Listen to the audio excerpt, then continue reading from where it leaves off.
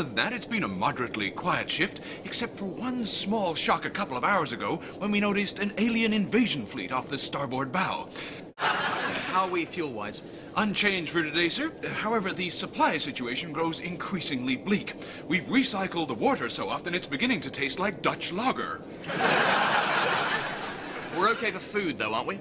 Confidentially, sir, no. We've no meat, no pulse, and hardly any grain. So what's under the grill? You can't serve Space Weevil Crichton. Let's face it, with him, it's practically cannibalism. After all, it is corn-fed. We'll never get him to eat it. Trust me, sir, they say the first bite is with the eye.